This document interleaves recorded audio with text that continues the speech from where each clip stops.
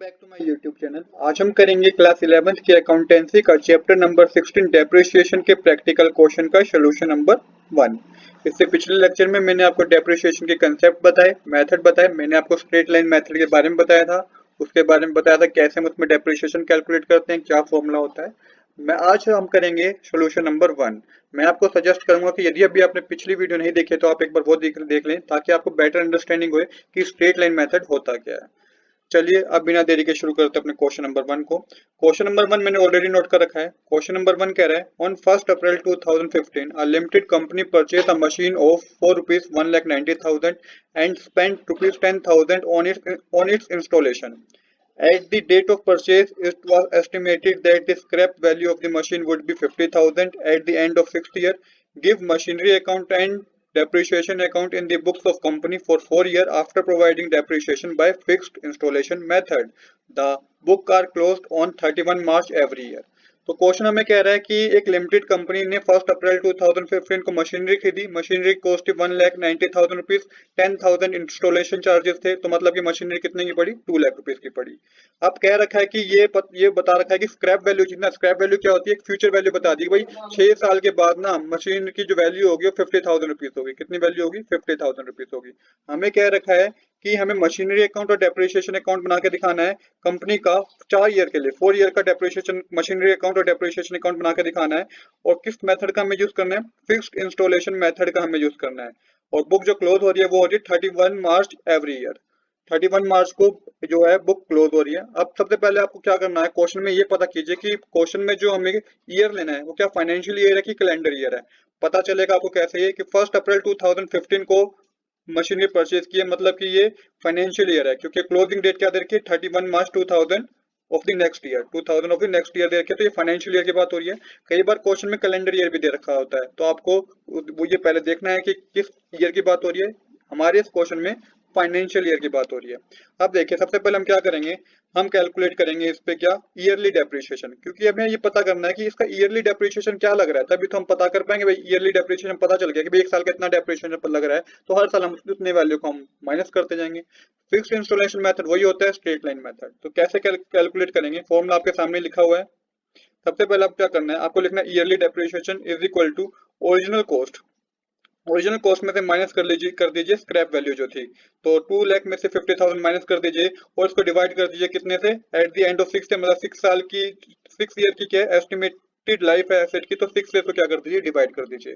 तो 2 लाख में से 50,000 आप माइनस करेंगे तो आएगा 1,50,000, डिवाइड कर दीजिए इसे 6 से, तो हमारे पास अमाउंट आएगा 25,000, मतलब कि 25,000 का ईयरली डेप्रिसिएशन लग रहा है। अब ये क्या है, फिक्स्ड डेप्रिसिएशन है, ये हर साल इतना ही लगेगा, ये ईयरली डेप्रिसिएशन में कैलकुलेट किया है। अब एक और चीज कैलकुलेट कर लेते हैं। अब हमें ये नहीं पता भाई, हम तो ये तो पता चल गया हमें कि ईयरली डेप्रिसिएशन 25,000 है, पर इसका रेट ऑफ डेप्रिसिएशन क्या लगा है, ये रेट ऑफ डेप्रिसिएशन तो अभी क्वेश्चन में दे नहीं रखा। आगे का क्वेश्चन जो करेंगे उसमें दे रखा होता है, पर इस क्वेश्चन में नहीं दे रखा, तो एक बार रेट ऑफ डेप्रिसिएशन भी कैलकुलेट कर लेते हैं। तो रेट ऑफ डेप्रिसिएशन कैसे कैलकुलेट होगा, रेट ऑफ डेप्रिसिएशन लिखिए इज इक्वल टू में amount of depreciation divided by total cost of the asset multiply 100 कर दीजिए। अब आपके पास सब कुछ है, अमाउंट ऑफ डेप्रिसिएशन अभी तो आपने निकाला कितना, 25,000। टोटल कॉस्ट ऑफ एसेट क्या है, 2 लाख रुपीज है, मल्टीप्लाई कर दीजिए इसे 100 से। अब जब आप इसको कैलकुलेट करेंगे तो आपके पास जो आएगा वो आएगा 25 अपॉन में 2 बचेगा। कितना बचेगा, 25 अपॉन में 2 बचेगा, क्योंकि ये नीचे 5 जीरो है और ऊपर भी 5 जीरो है, तो सारी जीरो कट जाएंगी, तो 25 अपॉन में 2 बचेगा। और जब इसको डिवाइड करेंगे आपके पास आएगा 12.5, मतलब कि 12.5 क्या है, रेट ऑफ डेप्रिसिएशन है। अब यहाँ पे आपको ईयरली डेप्रिसिएशन पता चल गया, रेट ऑफ डेप्रिसिएशन पता चल गया। अब करते हैं अपने क्वेश्चन में जो हमें बनाने के लिए क्या रखा है, क्या मशीनरी अकाउंट बनाएंगे पहले हम, उसके बाद हम डेप्रिसिएशन अकाउंट बनाएंगे। तो इस तरीके का मशीनरी अकाउंट का फॉर्मेट होगा, date particular amount, date particular amount आप लिखेंगे, लेफ्ट हैंड साइड आपकी डेबिट साइड होगी, राइट हैंड साइड आपकी क्रेडिट साइड होगी। अब क्या हुआ कि मशीनरी परचेज की है 1 अप्रैल 2015 को, तो सबसे पहले डेट मेंशन कर लीजिए 2015 1 अप्रैल। लेफ्ट हैंड साइड में आप डेट मेंशन कर लीजिए 2015 1 अप्रैल, क्योंकि मशीनरी परचेज की है तो इसकी एंट्री क्या होगी, machinery account debit to bank account. तो हमने इसमें हम 2 बैंक अकाउंट मानेंगे। अब मशीनरी अकाउंट बना रहे हो, मशीनरी अकाउंट डेबिट हुआ है, तो अपोजिट जो एंट्री होगी किस साइड आएगी, डेबिट साइड आएगी। तो यहाँ पे आप लिखेंगे टू बैंक अकाउंट 1,90,000 प्लस 10,000, क्योंकि टोटल मशीनरी हमें कितने की पड़ी, 2 लाख की पड़ी, तो 2 लाख की हमारी मशीनरी की कॉस्ट पड़ी, तो 2 लाख रुपीज आप अमाउंट के कॉलम में लिखेंगे। आई होप आपको इतना समझ में आया होगा। कि हमने ये अमाउंट कैसे फिल किया। यहाँ पे आपको लिखना है टू बैंक अकाउंट, दोनों को प्लस कर दीजिए और 2 लाख रुपीज आप अमाउंट के कॉलम में लिख दीजिए। अब हमने कैलकुलेट किया था अभी कि डेप्रिसिएशन में कैलकुलेट किया था, depreciation at the end of the year लगता है, मतलब मशीनरी खरीदी 1 अप्रैल 2050 को, तो डेप्रिसिएशन जो लगेगा वो नेक्स्ट ईयर 2016 31 मार्च को लगेगा बाय डेप्रिसिएशन अकाउंट करके। कितना डेप्रिसिएशन आया था हमारा कैलकुलेट करके, 25,000 आया था। तो 2 लाख पे आप 25,000 का अपने डेप्रिसिएशन लगा दिया। आप करेंगे हम बैलेंसिंग, बैलेंसिंग करके जो हमारा अमाउंट बैलेंसिंग जो करेंगे वो किस साइड होगी, क्रेडिट साइड ही आएगी। यहाँ पे फिर 31 मार्च लिखेगा और यहाँ पे लिखेगा by balance carry down, minus करेंगे जब 2 लाख में से 25,000 तो हमारे पास आएगा 1,75,000। तो ये 1,75,000 जो है ये मशीनरी की कॉस्ट है at the end of the year 2016। तो आपने बाय बैलेंस करके लिख दिया 1,75,000। अब बैलेंसिंग कर दीजिए, तो 2 लाख आएगा डेबिट साइड और 2 लाख आएगा क्रेडिट साइड। ये हमने एक 1 ईयर की क्या कर ली, डेप्रिसिएशन कैलकुलेट कर ली। ऐसे ही आपको क्वेश्चन में क्या रखा है कि चार साल की करनी है, 4 ईयर्स की हमें ऐसे कैलकुलेट करनी है। आप समझिए कि जो 2016 31 मार्च के लिए जो क्लोजिंग बैलेंस था वो 2016 1 अप्रैल के लिए क्या होगा, 2016 1 अप्रैल के लिए वो ओपनिंग बैलेंस होगा। तो यहाँ पे आप करेंगे टू बैलेंस ब्रॉट डाउन और अमाउंट में लिख देंगे 1,75,000। सेम अब आपको वही करना है। अब नेक्स्ट ईयर के लिए, सेकंड ईयर कर रहे हैं तो नेक्स्ट ईयर क्या होगा 2017 और 31 मार्च होगा। यहाँ पे आप क्या लिखेंगे 31 मार्च, क्योंकि डेप्रिसिएशन हमेशा at the end of the year he calculate करेंगे आप। फिर यहाँ पे सेम बाय डेप्रिसिएशन अकाउंट हम कर रहे हैं, इसको में कौन से मेथड का यूज कर रहे हैं, फिक्स्ड इंस्टॉलेशन मेथड, मतलब स्ट्रेट लाइन मेथड का यूज कर रहे हैं। दोनों का मतलब एक ही होता है। तो डेप्रिसिएशन का चार्ज हमेशा फिक्स्ड ही रहेगा, उसमें कोई चेंज नहीं होगा। फिर आप 25,000 लिखिए और फिर 31 मार्च लिख के आप दोबारा आपको क्या करनी है, बैलेंसिंग करनी है। तो यहाँ पे लिखिए बाय बैलेंस कैरी डाउन और 1,75,000 में से 25 जब आप माइनस करेंगे तो हमारे पास आएगा 1,50,000। फिर से आप बैलेंसिंग कर दीजिए तो यहाँ पे आ जाएगा 1,75,000 और क्रेडिट साइड पे आ जाएगा 1,75,000। तो हमने 2 साल के अपनी डेप्रिसिएशन निकाल लिया। 25 का पहले हमने फर्स्ट ईयर का 25,000 लगा दिया और सेकंड ईयर पे हमने 25,000 डेप्रिसिएशन कैलकुलेट कर दिया। At the end of 2 year हमारी जो मशीनरी कॉस्ट हो गई है क्या हो गई है, 1,50,000 रुपीज हो गई है। अब हम क्या करेंगे, अब हम थर्ड ईयर का कैलकुलेट करेंगे। अब हम थर्ड ईयर का कैसे कैलकुलेट करेंगे ये समझिए। जो 31 मार्च है, 31 मार्च बाय बैलेंस सी डी है, ये नेक्स्ट ईयर के लिए क्या होगा, 2017 का 31 मार्च बाय बैलेंस सी डी ये नेक्स्ट ईयर के लिए ओपनिंग बैलेंस होगा। तो 2017 1 अप्रैल लिखिए और यहाँ पे लिखिए टू बैलेंस ब्रोट डाउन और अमाउंट के कॉलम में लिख दीजिए 1,50,000, क्योंकि 1,50,000 कैरी डाउन था तो यहाँ पे आके ब्रोट डाउन होकर 1,50,000 आप लिख देंगे। अब फिर आपको इस पे डेप्रिसिएशन लगाना है, नेक्स्ट ईयर पे डेप्रिसिएशन लगेगा तो यहाँ पे ईयर डेट जरूर चेंज कीजिएगा। अब तो 2018 लिखिएगा और 31 मार्च लिखिएगा। सेम वही by balance depreciation bye depreciation account, amount के कॉलम में लिख दीजिए 25,000।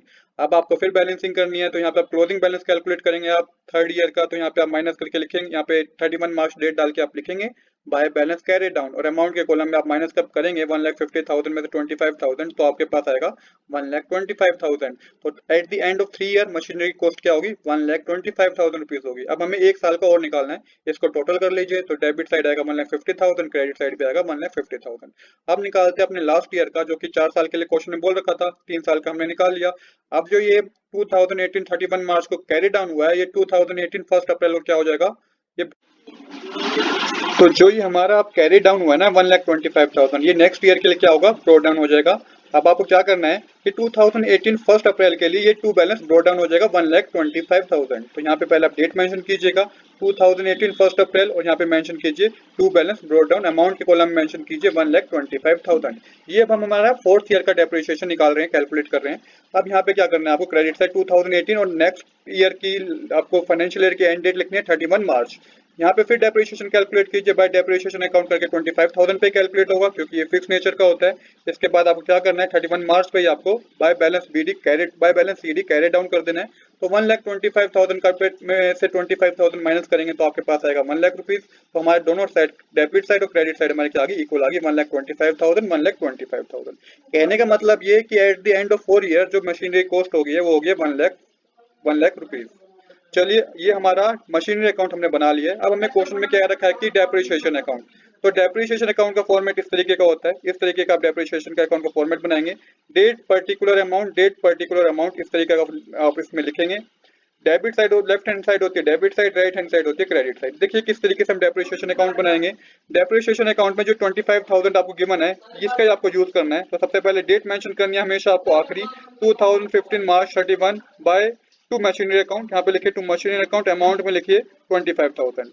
2015 मार्च 31 करके आपको टू मशीनरी अकाउंट लिखना है, अमाउंट में 25,000 लिखना है। सेम इसी तरीके से 2015 मार्च 31 डेट ही डालनी है आपको और यहाँ पे लिखना है bye profit and loss account और अमाउंट में लिखना है 25,000। तो ये 1 साल का हमने करा, तो ये भी 4 साल के लिए आपको करना है। तो सेम ये आपको तीनों साल का जो बच गया यहाँ पे, चारों साल का इसी तरीके से करना है। बट यहाँ पे आपको ईयर चेंज करना है, 2016, 2017, 2018, और बाकी आपको to machinery account 25,000, to machinery account 25,000, to machinery account 25,000, यहाँ पे by profit and loss account 25,000, by profit and loss account 25,000 आपको कैलकुलेट करना है।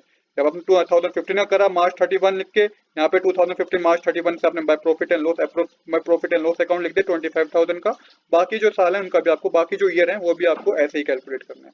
तो आज के लिए इतना ही। I hope you like this video. If you like this video please to subscribe this channel. Thanks for watching.